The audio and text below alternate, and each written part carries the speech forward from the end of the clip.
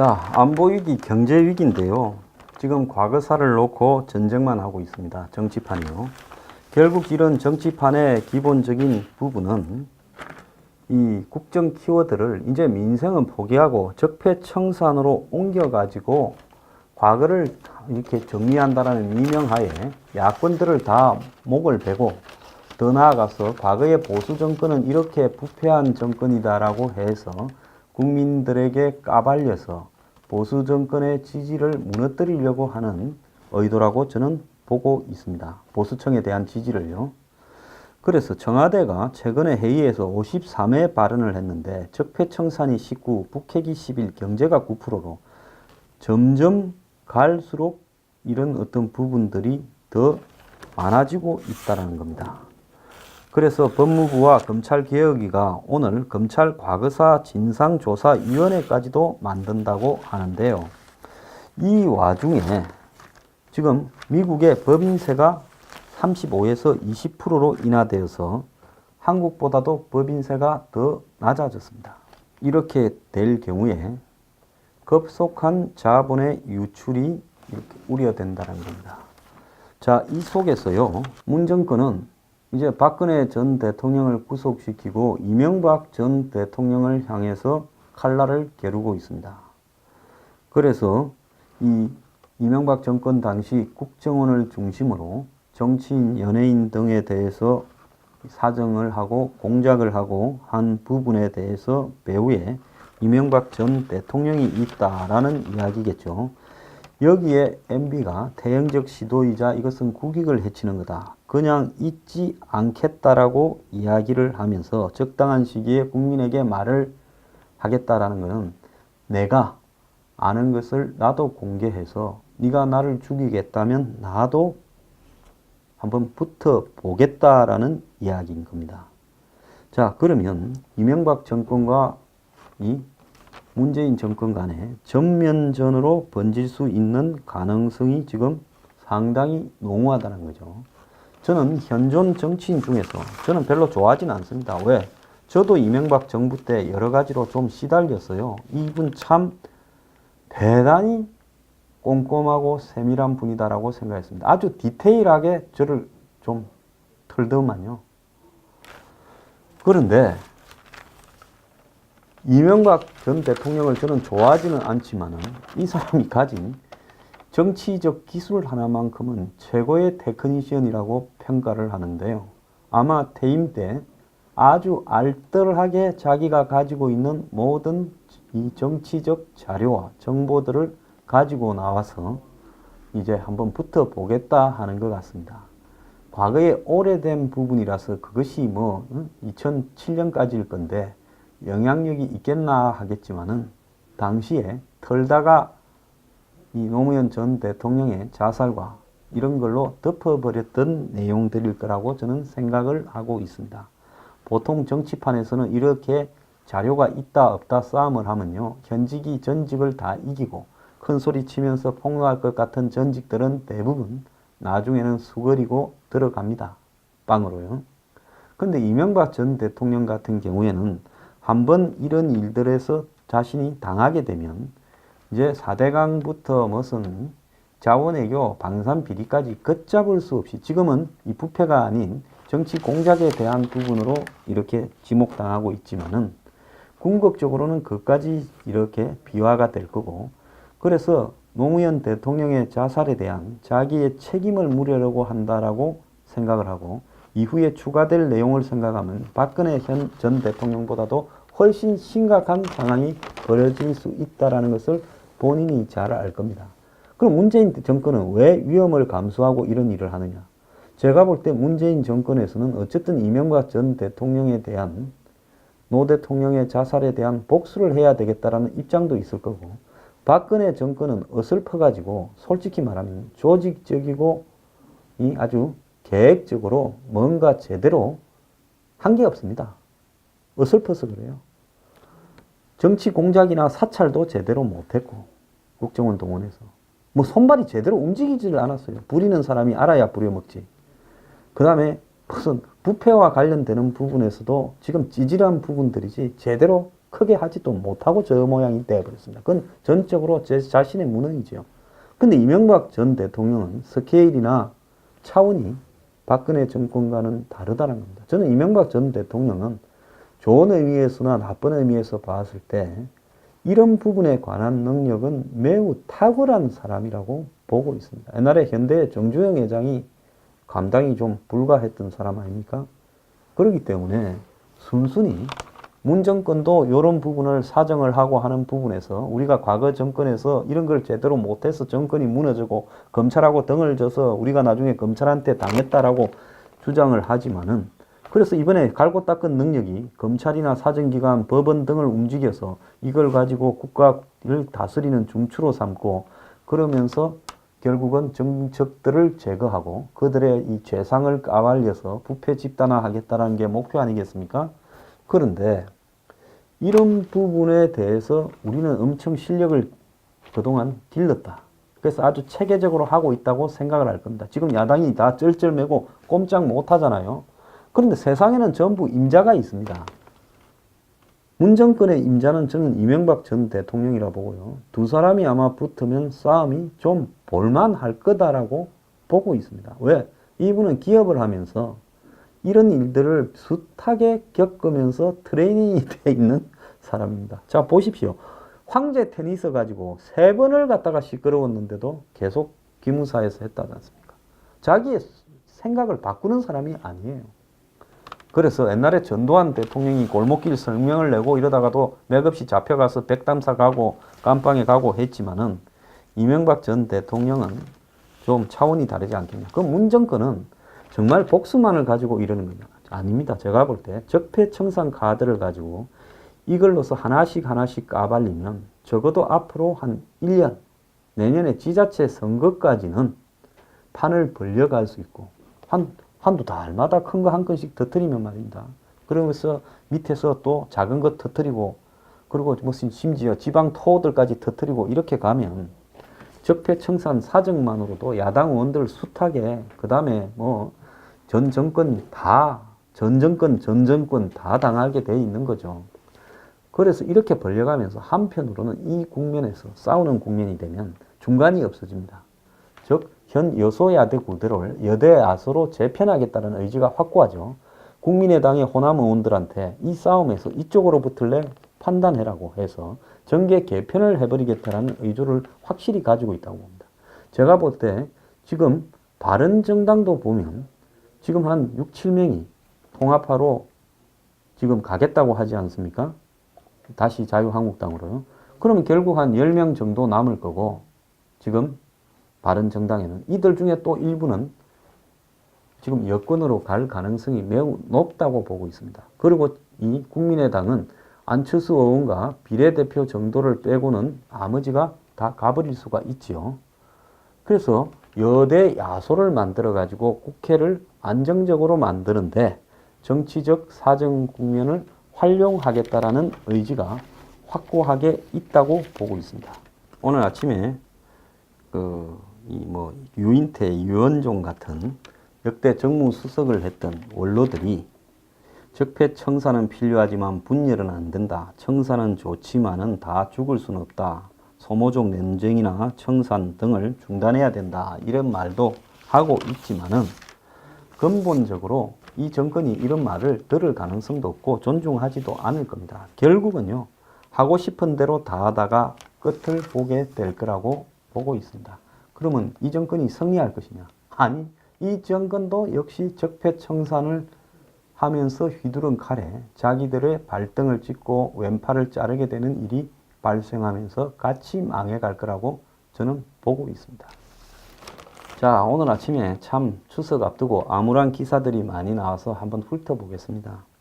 기초연금을 10만원 더 올려준다고 이야기했는데 이렇게 되면 2040년에는 앞으로 그러니까 2040년이면 23년 뒤에는 1인당 30만원의 세금을 더 내야 된다. 이런 통계가 지금 나왔습니다. 그러니까 내가 받아먹고요. 10만원 더 받아먹고요. 내 아들은 30만원을 더 내게 되는 거죠. 오늘 또 신문에 보면 월급을 3,342만원을 받는 6살짜리 사장. 참 어떻게 6살짜리한테 사장을 시켜가 월급을 받게 했는지 모르겠는데 이 건보료를 작게 내려고 부모가 꼼수를 부렸다라는 겁니다. 초등학교도 안 들어간 애한테 월급 3,340만 원을 받는 사장을 시켰다는 겁니다. 그래서 건보료를 내고 있는 15세 미만 직장 가입자가 177명입니다. 꼬마들이 직장에 가입해서 월급을 타는 거죠. 평균 월급이 329만 원입니다. 건보료는 10만 729원을 낸다는 겁니다. 또요. 10살짜리가 월급 1287만 원을 받는 것도 있고 2살짜리가 월급 1242만 원을 받는 것도 있고 상위 10위까지가 애들이 전부 월급 1000만 원이 넘었다는 겁니다.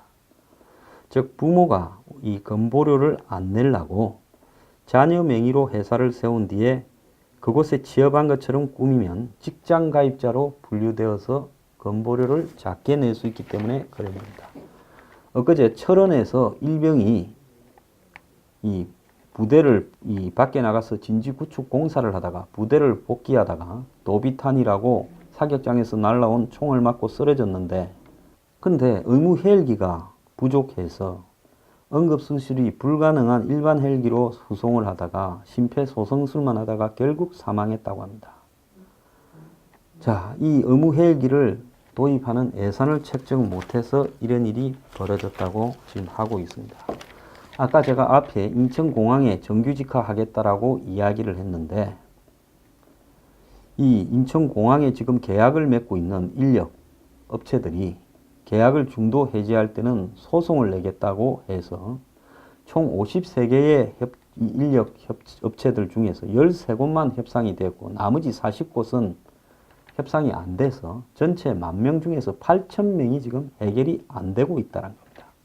그러니까 대통령 앞에서 하겠다고 선언하는 것은 쉽지만은 실제로는 되기가 어려운 측면이 이렇게 많다는 겁니다.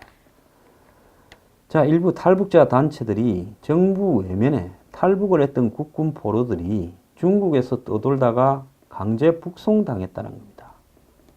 자, 이 사람들을 이 도움 브로커가 정부 측에 접촉을 했는데 한 달만 더 있다가 오라고 방치하는 사이에 거처를 옮겨 다니다가 북한으로 다시 끌려갔는데 정부는 만난 적도 없다고 하고요. 사선을 넘어서 북한에 죽도록 강제 수용소나 고문을 받고 있다가 탈출한 국군 포로 80명 중에 33명이 생존해 있는데 자본주의 사회에 젊을 때 포로로 가서 북한 사회에 살다가 자본주의 사회에 익숙하지 못해서 정착금 3억에서 5억 정도를 받지만은 이 돈 문제로 남아있는 남쪽의 가족과 갈등을 일으키고 사기를 당하고 이러면서 쪽방촌을 전전한다는데 아예 이런 사람들을 위한 마을을 만들어 가지고 커뮤니티로 생활할 수 있도록 지원하는 게 좋지 않겠느냐 합니다. 추석을 맞이해서요. 우리가 탈북 포로들을 이렇게 대우하면 안 됩니다. 국가를 위해서 싸우려다가 포로로 잡혀가 북한에 끌려가서 한번 50년 이상을 고생을 하다가 탈출을 해온 사람들에게 이런 식으로 국가가 돈 좀 던져주고 팽개치는 행태는 안 되고요. 더더욱이 중국을 떠돌다가 다시 잡혀가는 일이 있었으면 되겠습니까? 이 정권 들어서요. 이런 일들이 자꾸 심화되고 있는데 이렇게 하면요. 나중에 천벌 받습니다.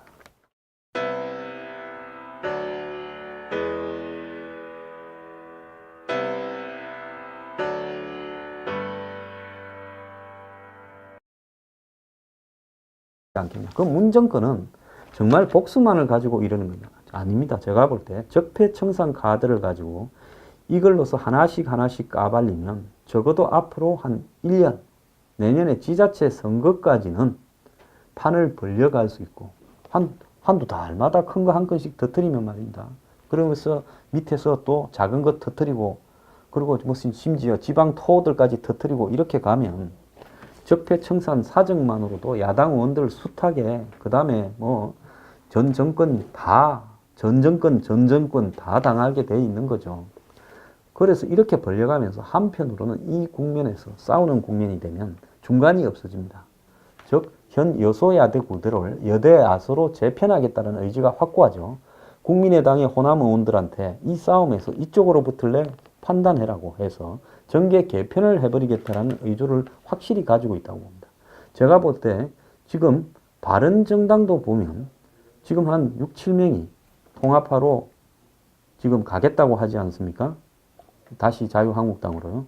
그러면 결국 한 10명 정도 남을 거고, 지금 바른정당에는 이들 중에 또 일부는 지금 여권으로 갈 가능성이 매우 높다고 보고 있습니다. 그리고 이 국민의당은 안철수 의원과 비례대표 정도를 빼고는 나머지가 다 가버릴 수가 있지요.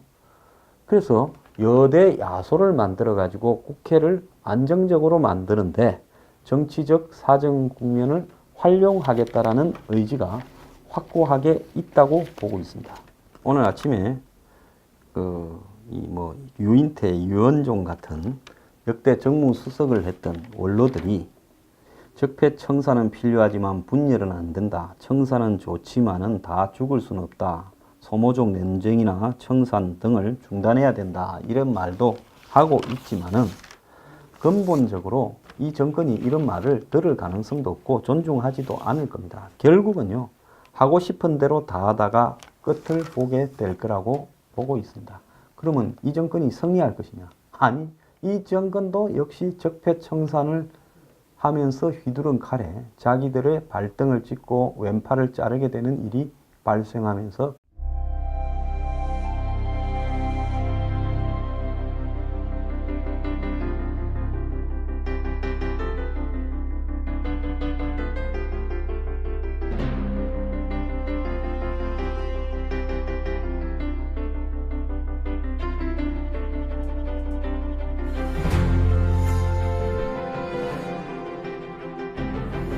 자, 안보위기, 경제위기인데요. 지금 과거사를 놓고 전쟁만 하고 있습니다. 정치판이요.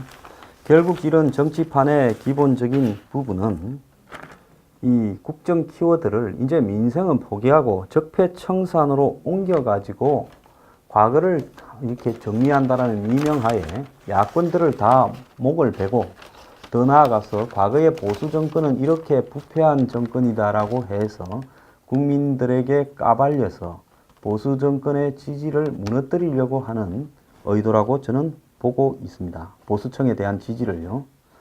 그래서 청와대가 최근에 회의에서 53회 발언을 했는데 적폐청산이 19, 북핵이 11, 경제가 9%로 점점 갈수록 이런 어떤 부분들이 더 많아지고 있다는 겁니다. 그래서 법무부와 검찰개혁위가 오늘 검찰 과거사 진상조사위원회까지도 만든다고 하는데요. 이 와중에 지금 미국의 법인세가 35에서 20%로 인하되어서 한국보다도 법인세가 더 낮아졌습니다. 이렇게 될 경우에 급속한 자본의 유출이 이렇게 우려된다는 겁니다. 자, 이 속에서요, 문 정권은 이제 박근혜 전 대통령을 구속시키고 이명박 전 대통령을 향해서 칼날을 겨루고 있습니다. 그래서 이 이명박 정권 당시 국정원을 중심으로 정치인, 연예인 등에 대해서 사정을 하고 공작을 하고 한 부분에 대해서 배후에 이명박 전 대통령이 있다라는 이야기겠죠. 여기에 MB가 태형적 시도이자 이것은 국익을 해치는 거다. 그냥 잊지 않겠다라고 이야기를 하면서 적당한 시기에 국민에게 말을 하겠다라는 것은 같이 망해갈 거라고 저는 보고 있습니다. 자, 오늘 아침에 참 추석 앞두고 암울한 기사들이 많이 나와서 한번 훑어보겠습니다. 기초연금을 10만 원 더 올려준다고 이야기했는데 이렇게 되면 2040년에는 앞으로 그러니까 2040년이면 23년 뒤에는 1인당 30만 원의 세금을 더 내야 된다. 이런 통계가 지금 나왔습니다. 그러니까 내가 받아먹고요. 10만 원 더 받아먹고요. 내 아들은 30만 원을 더 내게 되는 거죠. 오늘 또 신문에 보면 월급을 3,342만 원을 받는 6살짜리 사장. 참 어떻게 6살짜리한테 사장을 시켜가 월급을 받게 했는지 모르겠는데 이 건보료를 작게 내려고 부모가 꼼수를 부렸다라는 겁니다. 초등학교도 안 들어간 애한테 월급 3,340만 원을 받는 사장을 시켰다는 겁니다. 그래서 건보료를 내고 있는 15세 미만 직장 가입자가 177명입니다. 꼬마들이 직장에 가입해서 월급을 타는 거죠. 평균 월급이 329만 원입니다. 건보료는 10만 729원을 낸다는 겁니다. 또요.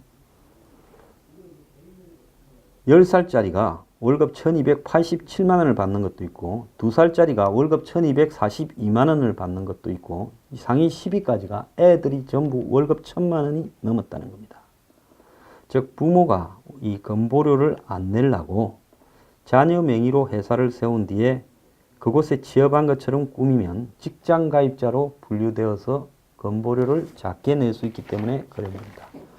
엊그제 철원에서 일병이 이 부대를 밖에 나가서 진지 구축 공사를 하다가 부대를 복귀하다가 도비탄이라고 사격장에서 날라온 총을 맞고 쓰러졌는데 근데 의무 헬기가 부족해서 응급수술이 불가능한 일반 헬기로 수송을 하다가 심폐소생술만 하다가 결국 사망했다고 합니다.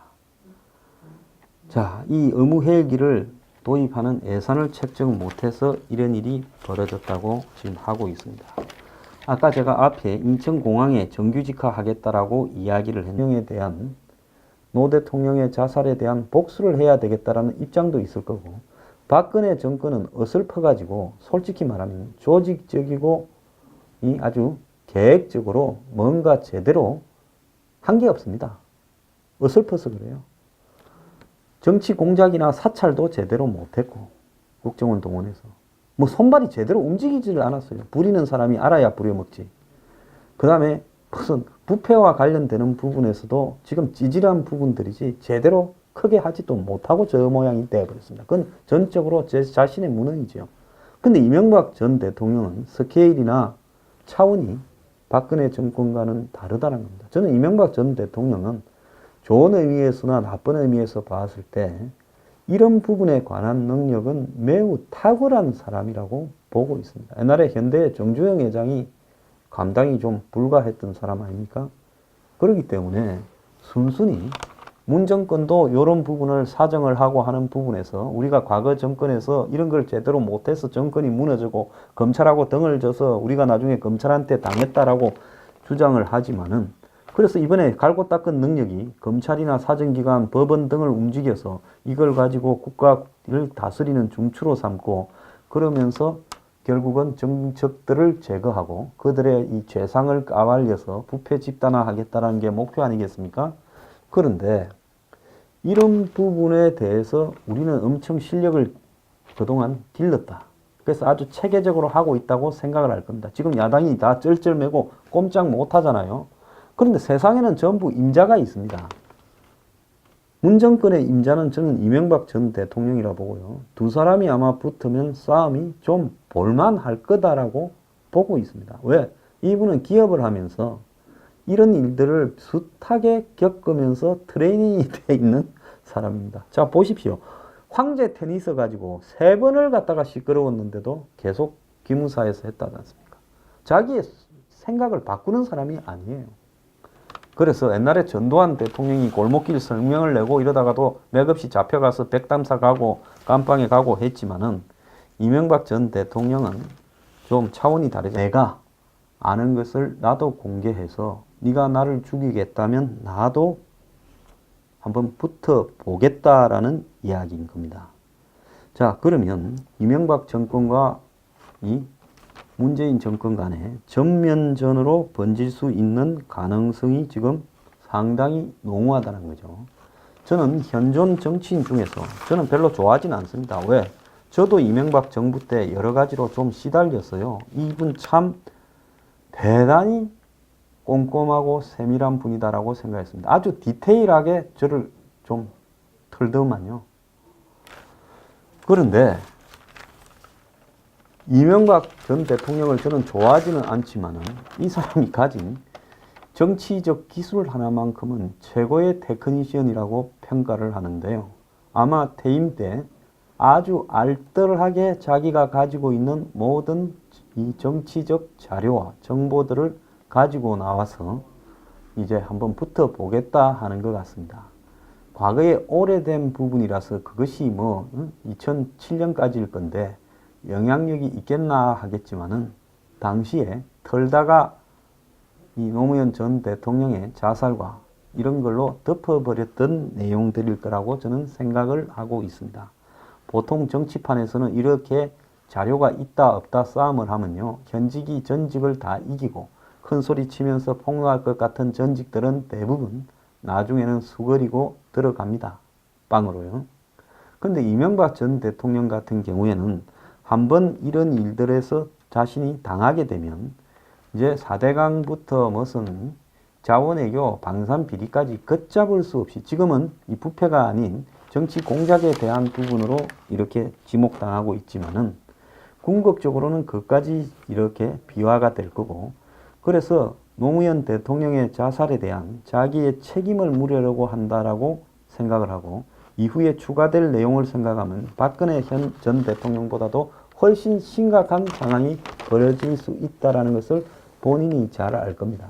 그럼 문재인 정권은 왜 위험을 감수하고 이런 일을 하느냐?